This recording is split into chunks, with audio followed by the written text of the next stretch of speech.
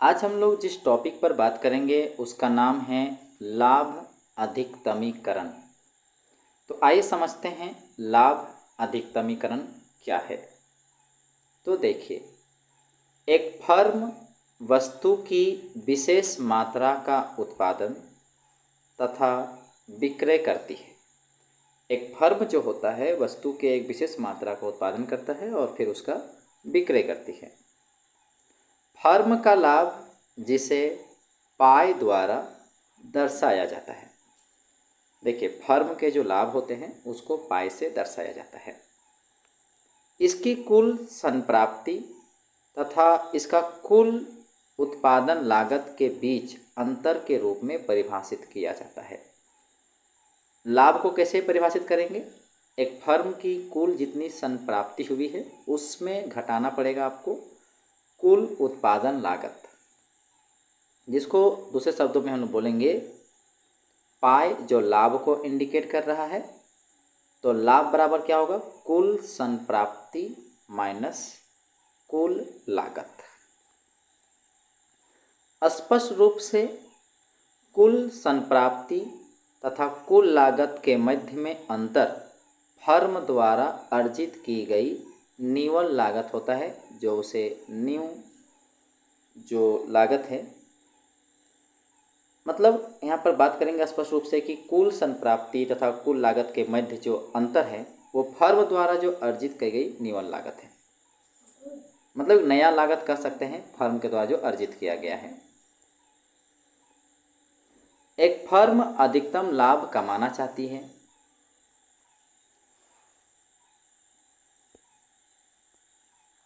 एक firm Q0 को, जिस पर उसके लाभ अधिकतम होते हैं, को ज्ञात करना चाहेगी।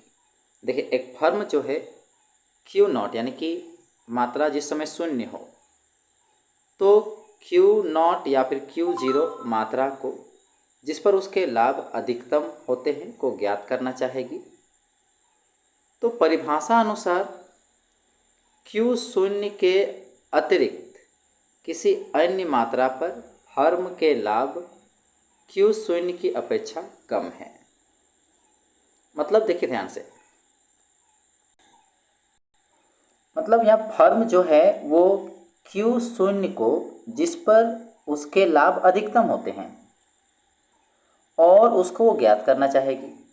तो परिभाषा अनुसार Q0 के अतिरिक्त, अगर Q0 कहिए या Q0 बोले, बातें की चीज़ें, तो Q0 के अतिरिक्त किसी अन्य मात्रा पर क्या होगा? फर्म के लाभ Q0 की अपेक्षा कम होगी। मतलब Q0 की अपेक्षा किसी दूसरे मात्रा में करेंगे तो फर्म को उतना लाभ नहीं होगा, क्योंकि मैक्सिमम लाभ उसको Q0 पर ही हो रहा है।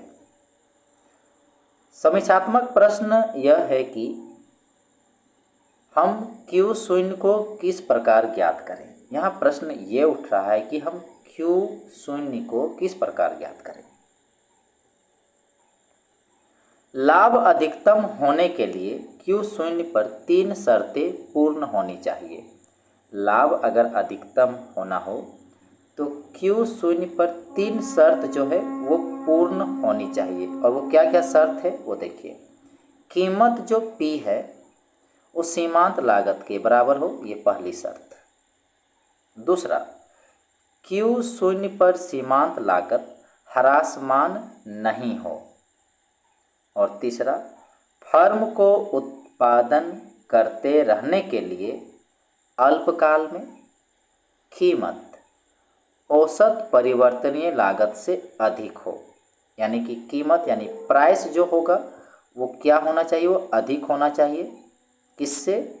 न एवरेज वेरिएबल कॉस्ट से, मतलब औसत परिवर्तनीय लागत से अधिक होना चाहिए अल्पकाल में। और दीर्घकाल में कीमत जो है औसत लागत से अधिक होनी चाहिए, यानी कि प्राइस जो होगा वो ज़्यादा होना चाहिए एवरेज कॉस्ट से, अगर वो दीर्घकाल की हो तो।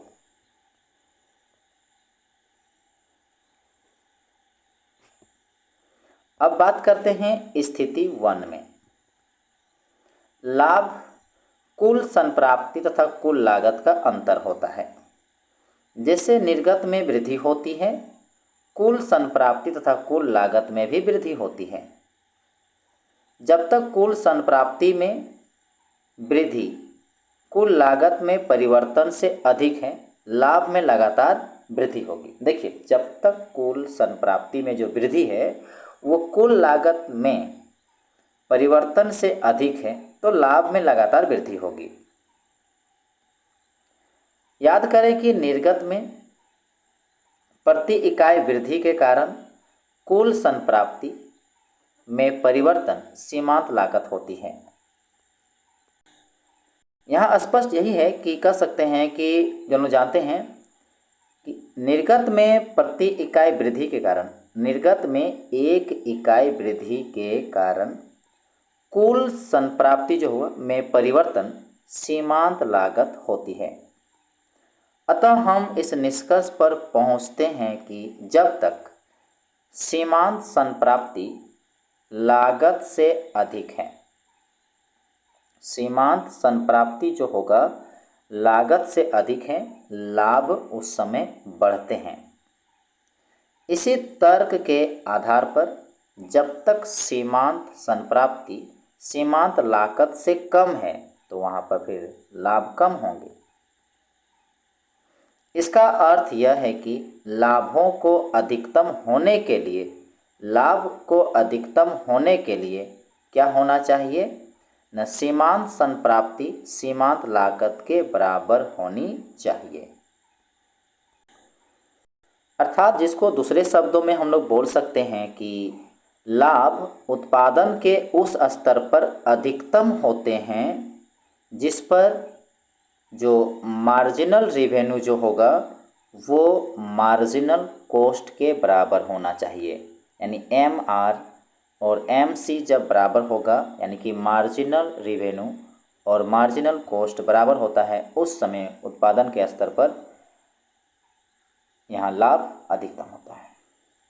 हमने यह स्थापित कर दिया है कि एक पूर्ण तथा प्रतिस्पर्धात्मक फर्म के लिए, पूरी तरह से पूर्ण और प्रतिस्पर्धात्मक जो फर्म होता है उसके लिए MR और MP बराबर होता है। यानी कि मार्जिनल रेवेन्यू यानी कि सीमांत रेवेन्यू, मार्जिनल रेवेन्यू किसके बराबर होना चाहिए? प्राइस के, कीमत के बराबर होना चाहिए।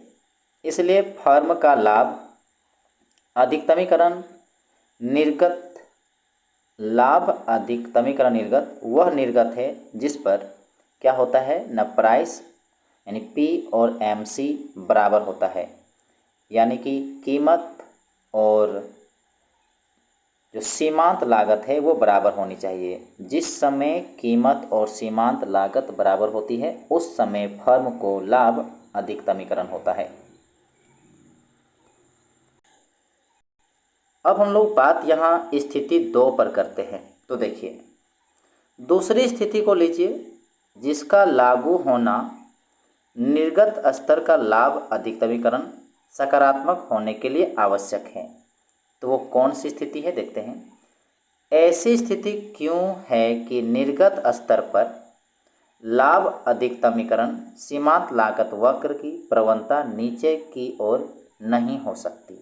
यहाँ देखिए क्या बोलना चाह रहा है, यहाँ बोलना यही चाह रहा है कि ऐसी स्थिति क्यों है कि निर्गत स्तर पर लाभ अधिकतमीकरण जो होगा सीमांत लागत वक्र की प्रवणता, सीमांत लागत वक्र की प्रवणता नीचे की ओर नहीं हो सकती।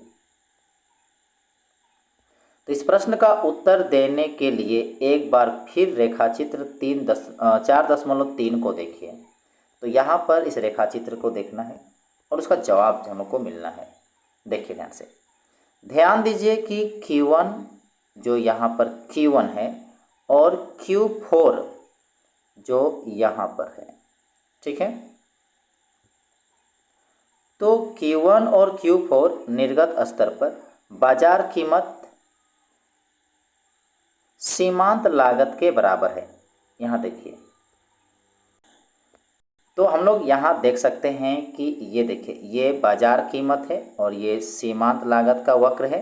तो यहाँ पर देखिए दोनों कट हुआ है, तो कह सकते हैं कि Q1 और Q4 पर क्या है कि यहाँ पर कीमत और सीमांत लागत बराबर है।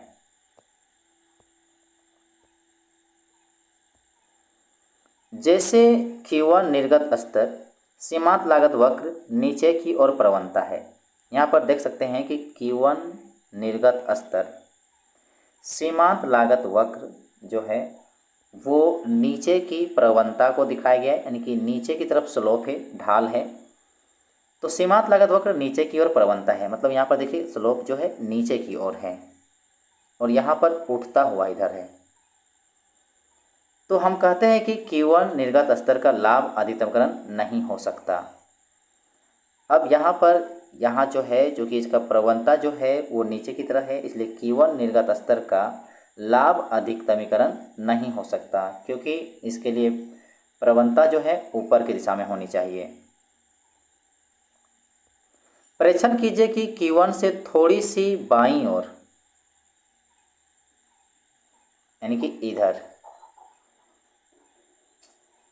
परीक्षण कीजिए कि Q1 से थोड़ी सी बाईं ओर सभी निर्गत स्तरों के लिए बाजार कीमत सीमांत लागत की तुलना में कम है।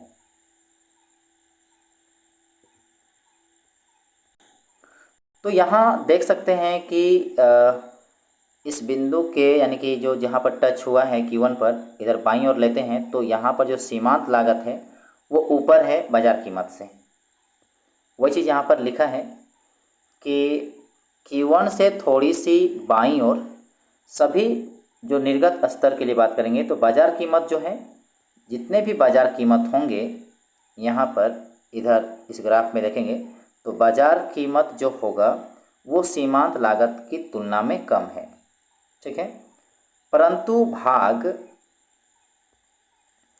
4.3.1 की स्थिति 2 में दिए गए तर्क से निश्चित रूप से अभिप्राय है कि Q1 से थोड़े से कम निर्गत स्तर पर फर्म का लाभ समवर्ती निर्गत स्तर पर Q1 के आगे निकल जाता है। तो यहाँ पर बोलना यही चाह रहा है कि Q1 से थोड़ा सा भी इधर अगर आप बाईं तरफ आते हैं तो वहाँ पर क्या देखते हैं कि जो लाभ होता है, फर्म का जो लाभ होता है वो Q1 को जितना लाभ प्राप्त होगा, Q1 स्तर पर जितना लाभ प्राप्त होगा उससे ज़्यादा होगा।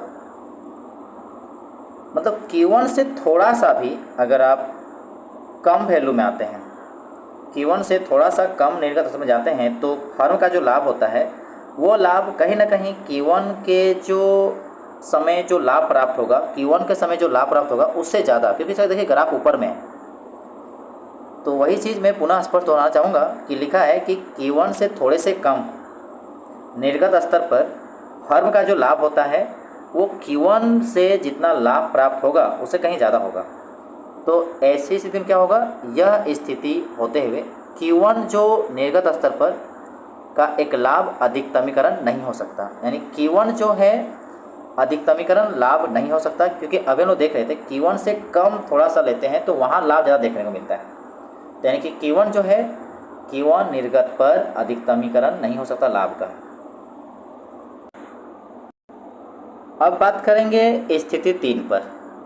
तो स्थिति 3 क्या बताना चाहता है, तो देखिए उस तृतीय स्थिति पर ध्यान दीजिए जिसका लाभ अधिकतमीकरण निर्गत स्तर के सकारात्मक होने की स्थिति में लागू होना आवश्यक है। मतलब लाभ अधिकतमीकरण जो होगा वो निर्गत स्तर के सकारात्मक होने की स्थिति में लागू होना आवश्यक है। ध्यान दीजिए कि तीसरी स्थिति के 2 भाग हैं। एक भाग अल्पकालीन स्थिति में लागू होगा और दूसरा दीर्घकालीन स्थिति में लागू होता है। तो इसे हम लोग आगे की वीडियो में देखेंगे।